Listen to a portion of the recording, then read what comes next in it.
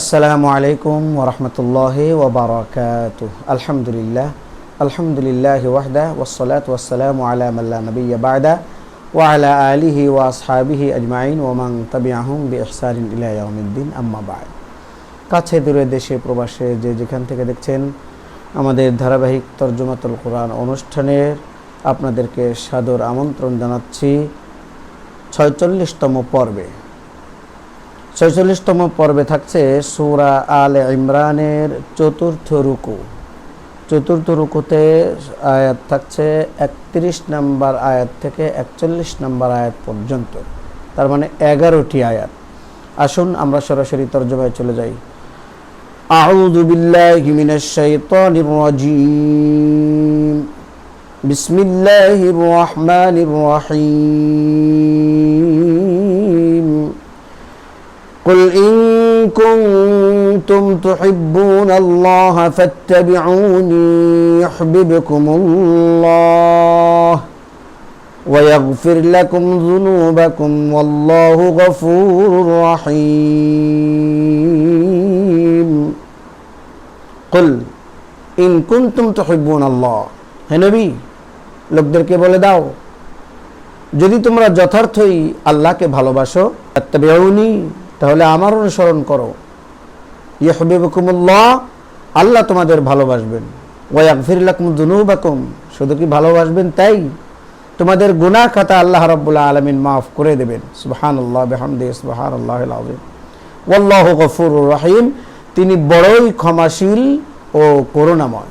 জীবনের সকল ক্ষেত্রে রাসূলুল্লাহ সাল্লাল্লাহু আলাইহি ওয়াসাল্লাম আমাদেরকে যেভাবে দেখিয়ে দিয়েছেন আল্লাহর কাছ থেকে, ঠিক সেভাবেই আমাদের চলতে হবে।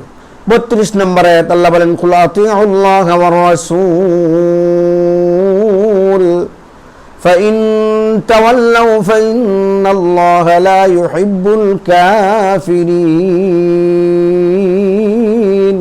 কুল আতিউল্লাহ ওয়ার রাসূল, তাদেরকে বলো আল্লাহ ও রাসূলের আনুগত্য করো। ফাইন তাওয়াল্লাউ, তারপর যদি তারা তোমাদের দাওয়াত গ্রহণ না করে, ফাইন্নাল্লাহা লা ইউহিব্বুল কাফিরিন, তাহলে নিশ্চিতভাবেই আল্লাহ এমন লোকদের ভালোবাসেন না যারা তার ও তার রাসূলের আনুগত্য করতে অস্বীকার করে। অর্থাৎ জীবনের সকল ক্ষেত্রে আল্লাহ রাব্বুল আলামিনের নির্দেশ এবং রাসূল সাল্লাল্লাহু আলাইহি ওয়াসাল্লাম সেই নির্দেশ কিভাবে পালন করেছেন, আমাদেরকে পালন করতে শিখিয়ে গেছেন, সেইভাবে আমাদেরকেই আনুগত্য করতে হবে, তার কোনো বিকল্প নাই। এরপরে 33 নম্বর আয়াত আল্লাহ বলেন, ইন্নাল্লাহা আস্তাফা আদম ওয়া নূহা ওয়া আলা ইব্রাহিম ওয়া আলা ইমরান আলাল আলামিন। ইন্নাল্লাহা আস্তাফা আদম ওয়া নূহা ওয়া আলা ইব্রাহিম ওয়া আলা ইমরান। আল্লাহ আদম আলাইহিস সালাম, নূহ আলাইহিস সালাম, ইব্রাহিম আলাইহিস সালাম এর বংশধর এবং ইমরানের বংশধরকে সমগ্র বিশ্ববাসীর উপর প্রাধান্য দিয়ে তার রিসালাতের জন্য মনোনীত করেছিলেন। সুবহানাল্লাহ বিহামদিহি সুবহানাল্লাহিল আযীম।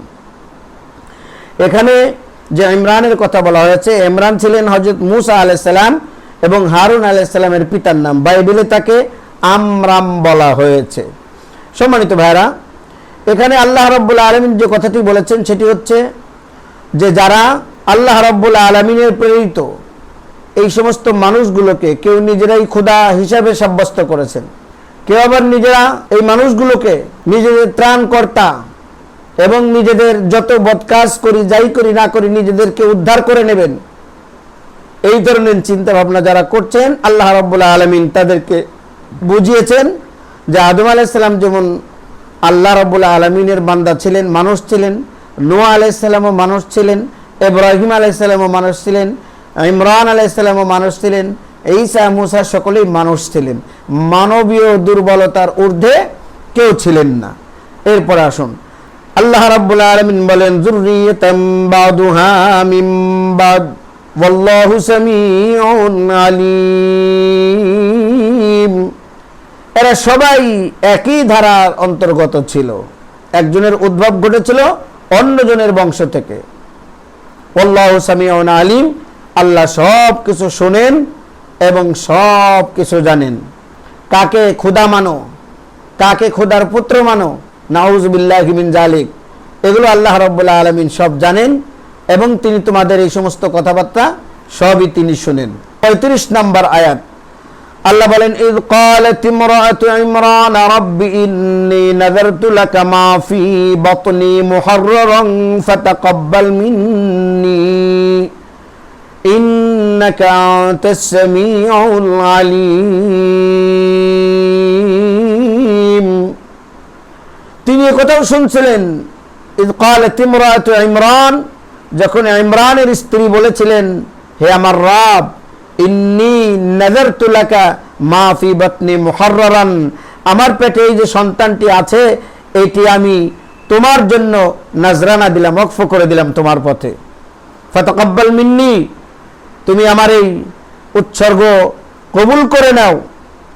ইন্নাকা আনতাস সামিউল আলিম, নিঃসন্দেহে তুমি সব কিছু শুনো এবং সব কিছু জানো।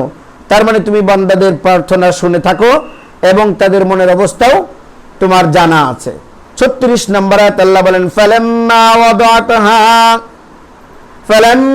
ওয়াদাআতহা ক্বালাত রাব্বি ইন্নী ওয়াদাতুহা উনসা ওয়াল্লাহু আ'লামু বিমা ওয়াদাআত ওয়া লাইসা আয-যাকারু কাল উনসা ওয়া ইন্নী সাম্মাইতুহা মারয়াম ওয়া ইন্নী উঈদুহা বিকা ওয়া যুররিয়াতাহা মিনাশ শাইতানির রাজীম। ফালাম্মা ওয়াদাআতহা, অতঃপর যখন সেই শিশুকন্যাটি তার ওখানে জন্ম নিল, ক্বালাত রাব্বি ইন্নী ওয়াদাতুহা উনসা, সে বলল, হে আমার প্রভু, আমার এখানে তো মেয়ে জন্ম নিয়েছে। আল্লাহু আ'লামু বিমা ওয়াদাআত, অথচ সে যা প্রসব করেছে আল্লাহ রাব্বুল আলামিন ভালো করেই জানেন। ওয়ালাইসা যাকারু কাল উনসা, আর পুত্র সন্তান কন্যা সন্তানের মতো হয় না। এখানে যে কথাটি বলতে চেয়েছেন যে মেয়েরা এমন অনেক প্রাকৃতিক দুর্বলতা ও তামাদ্দুনিক বিধিনিষেধের আওতাধীন থাকে যেগুলো থেকে ছেলেরা মুক্ত থাকে। কাজেই ছেলে জন্ম নিলে আমি যে উদ্দেশ্যে নিজের সন্তান তোমার পথে উৎসর্গ করতে চেয়েছিলাম তা ভালোভাবে পূর্ণ হতো।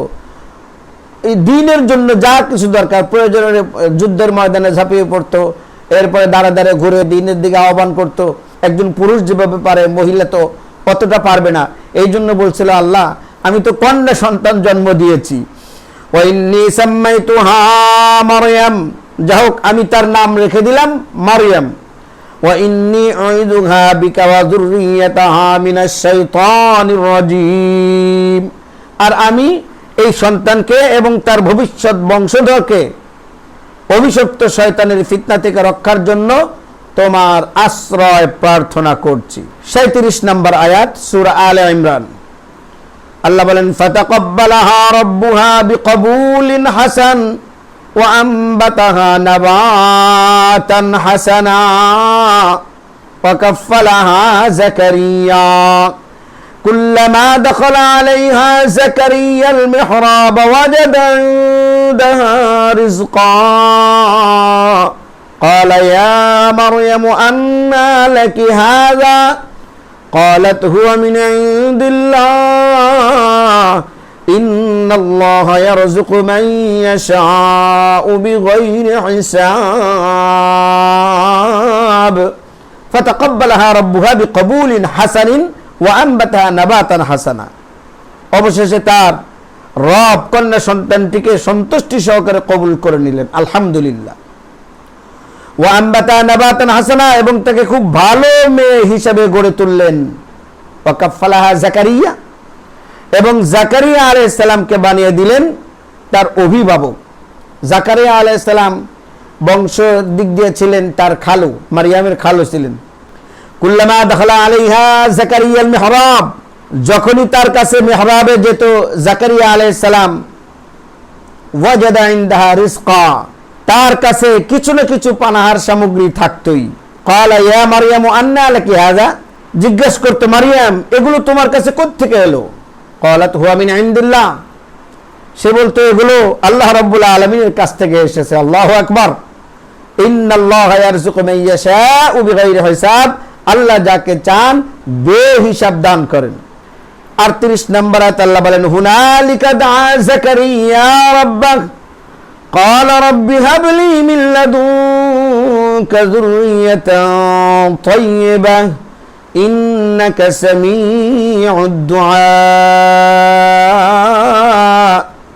হুনালিকা দাআ যাকারিয়া রাব্বাহ, এই অবস্থা দেখে যাকারিয়া তার রবের কাছে প্রার্থনা করলো, ক্বালা রাব্বি হাবলি মিন লাদুনকা যুররিয়াতান তাইয়্যিবা, হে আমার রব, তোমার বিশেষ ক্ষমতা বলে আমাকে সৎ সন্তান দান করো।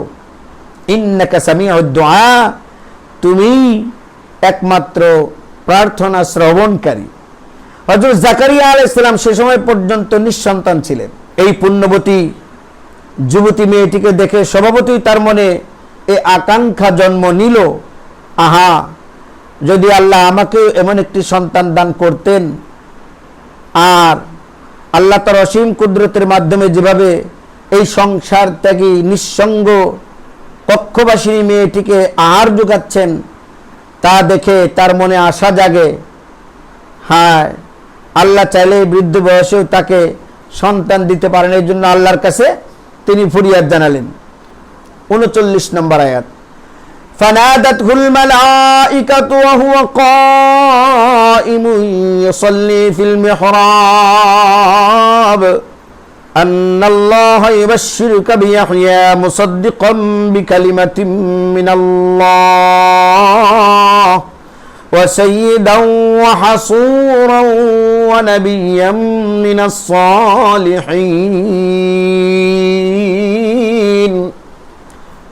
ফানাদাতহুল মালাইকাতু ওয়া হুয়া কাইমুন ইউসাল্লি ফিল মিহরাব, যখন তিনি মিহরাবে দাঁড়িয়ে নামাজ পড়তেছিলেন, তখন এর জবাবে তাকে ফেরেশতারা এসে বলল, আল্লাহ তোমাকে ইয়াহইয়ার সুসংবাদ দান করেছেন।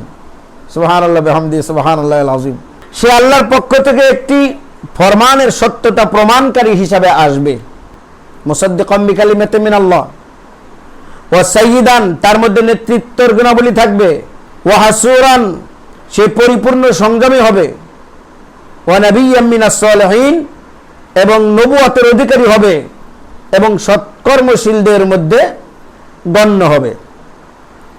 এখানে আল্লাহর ফরমান বলতে এখানে হযরত ঈসা আলাইহিস সালাতু ওয়াস সালামকে বোঝানো হয়েছে। যেহেতু তার জন্ম হয়েছিল মহান আল্লাহর একটি অস্বাভাবিক ফরমানের মাধ্যমে, অলৌকিক বিষয় হিসেবে, তাই কোরআন মজিদে তাকে কালিমাতুম মিনাল্লাহ বা আল্লাহর ফরমান বলা হয়েছে। 40 নম্বর আয়াত আল্লাহ বলেন, ক্বালা রাব্বি আন্না ইয়াকুনু লি গুলাম وقد بلغني الكبر وامرأتي عاقر قال كذلك الله يفعل ما يشاء قال رب أنى يكون لي غلام। এবার জাকারিয়া বলতেছে, হে আমার রব, আমার সন্তান হবে কেমন করে? তুমি সন্তানের সুসংবাদ দিলা। وقد بلغني الكبر, আমি তো বড় হয়ে গেছি, ওয়ামরাতি আকির, এবং আমার স্ত্রী তো বন্ধা। কল, আল্লাহ রাব্বুল আলামিন জবাব দিলেন, কাযালিকা আল্লাহু ইয়াফআলু মা ইয়াশা, এমনটি হবে, আল্লাহ যা চান তিনি তাই করেন। অর্থাৎ তোমার বার্ধক্য এবং তোমার স্ত্রীর বন্ধ্যত্ব সত্ত্বেও আল্লাহ রাব্বুল আলামিন তোমাকে পুত্র সন্তান দান করবেন। 41 নম্বর আয়াতে আল্লাহ বলেন, ক্বালা রাব্বি জাআললি আয়া قال آيتك ألا تكلم الناس 3 أيام إلا رمزا واذكر ربك كثيرا وسبح بالعشي والإبكار قال رب اجعل لي آية, আরজ করলো, হে আমার প্রভু, তাহলে আমার জন্য কোন নিশানি ঠিক করে দেন। قال آيتك, জবাব দিলেন, তোমার নিশানি হচ্ছে এই, আল্লাহ তুকাল্লিমান নাস 3 আইয়ামিন ইল্লা রমজা, 3 দিন পর্যন্ত কারোর সাথে কোনো কথা বলতে পারবে না, শুধুমাত্র ইশারা ইঙ্গিত ছাড়া। ওয়াজকুর রাব্বাকা কাসীরা, আর এই সময় নিজের রবকে খুব বেশি বেশি ডাকতে থাকো। ওয়াসাব্বিহ বিল আশি ওয়াল ইবকার, এবং সকাল সাঁঝে সে আল্লাহ রাব্বুল আলামিনের তাসবিহ করতে থাকো। খ্রিস্টানরা হযরত ঈসা আলাইহিস সালামকে আল্লাহর পুত্র এবং খোদা বলে বিশ্বাস করে যে ভুল করে চলেছে, সেই বিশ্বাস ও আকীদাগত ভুলটি সুস্পষ্ট করে তুলে ধরাই এই ভাষণটির মূল উদ্দেশ্য। সূচনায় হযরত ইয়াহইয়া আলাইহিস সালামের কথা বলার কারণ হচ্ছে এই যে হযরত ঈসা আলাইহিস সালামের জন্ম যেমন অলৌকিক পদ্ধতিতে হয়েছিল, ঠিক তেমনি তার থেকে মাত্র 6 মাস আগে একই পরিবারে আর একটি অলৌকিক পদ্ধতিতে হযরত ইয়াহইয়া আলাইহিস সালামের জন্ম হয়েছিল। এর মাধ্যমে মহান ও সর্বশক্তিমান আল্লাহ খ্রিস্টানদের একথা বোঝাতে চাচ্ছেন যে ইয়াহইয়ার অলৌকিক জন্ম যদি তাকে খোদা ও উপাস্যতে পরিণত না করে থাকে, তাহলে ঈসা আলাইহিস সালামের নিছক অস্বাভাবিক জন্ম পদ্ধতি কিভাবে তাকে ইলাহ ও খোদার আসনে বসিয়ে দিতে পারে। আসলে যারা চিন্তাশীল ব্যক্তি, উলিল আলবাব, যারা চিন্তা করে, ফিকির করে, তাদের জন্য এটাই প্রতীয়মান হয় যে আল্লাহ রাব্বুল আলামিন যা ইচ্ছা তাই পারেন। তিনি 80-90 বছরের বৃদ্ধ এবং বন্ধা নারী তার গর্ভেও সন্তান দিতে পারেন। আবার স্বামী ছাড়া আল্লাহ রাব্বুল আলামিন সন্তান দিতে পারেন। এটা আল্লাহ রাব্বুল আলামিনের ইচ্ছা। এগুলো আল্লাহ রাব্বুল আলামিনের নিদর্শন। আল্লাহ রাব্বুল আলামিন মাঝে মাঝে আমাদেরকে দেখান যেন আল্লাহর প্রতি আমাদের ঈমান মজবুত হয়। সম্মানিত ভাইরা, এই ছিল 46 নম্বর পর্বের সর্বশেষ আয়াত। আল্লাহ রাব্বুল আলামিন আমাদেরকে কোরআন পড়ে, কোরআন বুঝে সেই অনুযায়ী জীবন গড়ার তৌফিক দান করুন। আমিন। ওয়া আখিরু দাওয়ানা আনিল হামদুলিল্লাহি রাব্বিল আলামিন। আসসালামু আলাইকুম ওয়া রাহমাতুল্লাহি ওয়া বারাকাতুহু।